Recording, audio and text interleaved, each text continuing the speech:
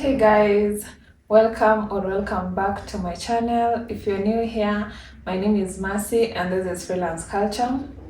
In this space we talk about everything about freelancing, so stay tuned, and if you like this kind of content, kindly subscribe to my channel and I'll appreciate that.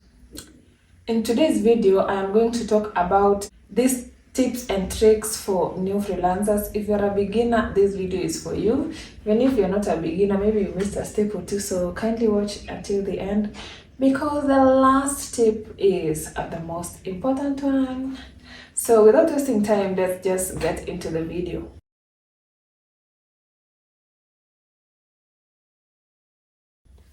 So number one thing I would like to talk about is number one thing I like to talk about is training.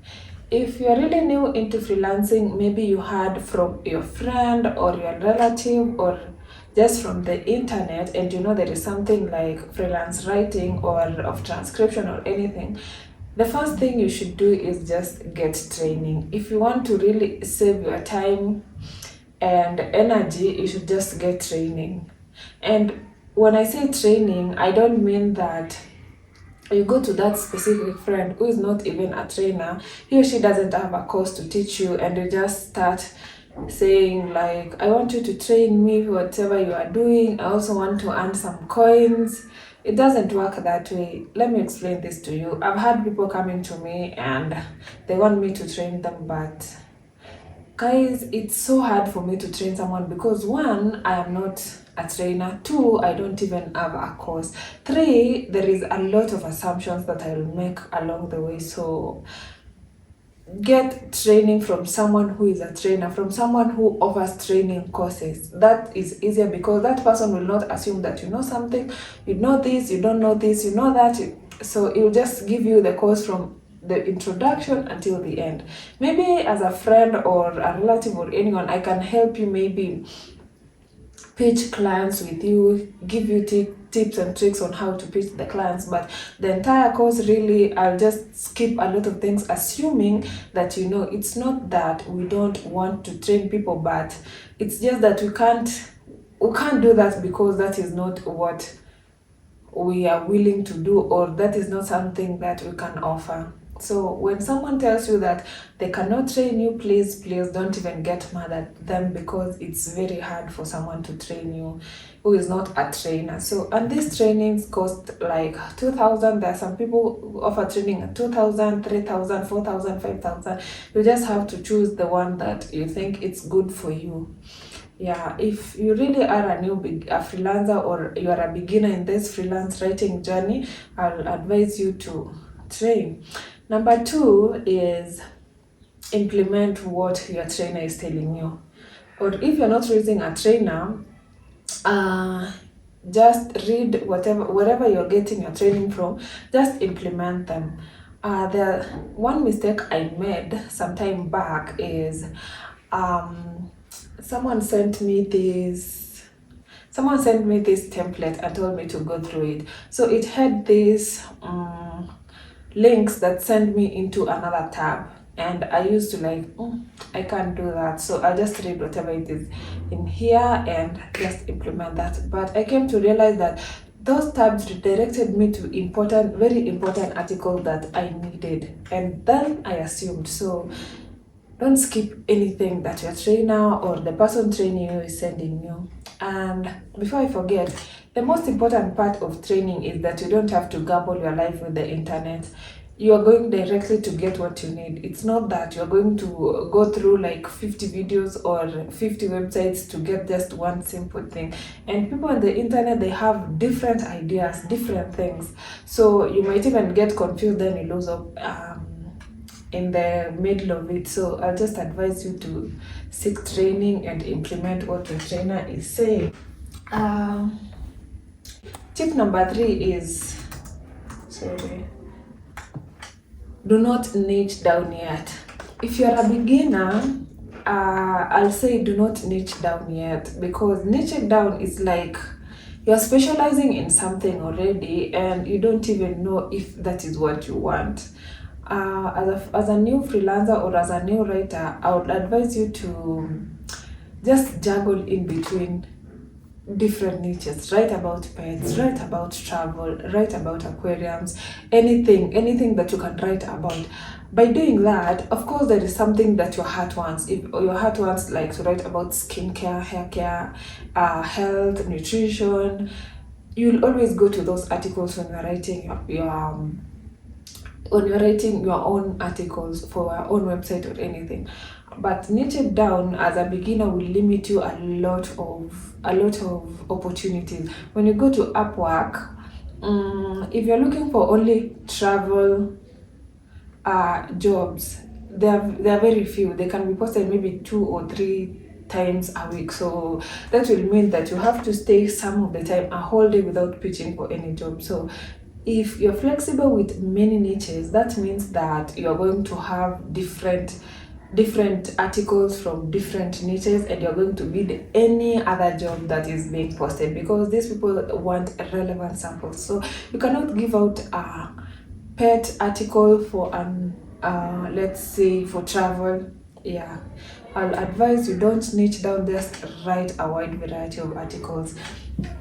That's tip number 3. Tip number 4 is have a portfolio. I mean, in all my videos, almost all of them, I've always said like have a portfolio. I recently designed my website, which I'm very proud of. Like I just went to WordPress and I said, you know what, I'm going to design my own website from there. I've been like procrastinating doing that like for a year and so, but it's not that hard. It's not hard, let me tell you. When you just focus on something, it's not hard. I did it and you can do it. So I will link in my description some of the websites that you can, it's easy to have a portfolio. Clippings and journal portfolio. Clippings me and journal portfolio, it's straightforward. It's not a website that you have to design.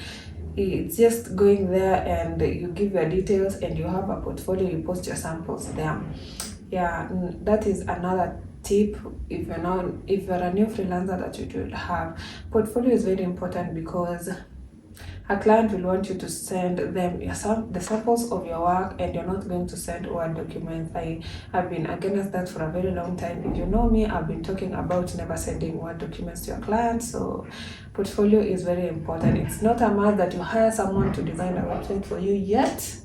As a beginner, you just need this website that hosts portfolios for free, and you are good to go.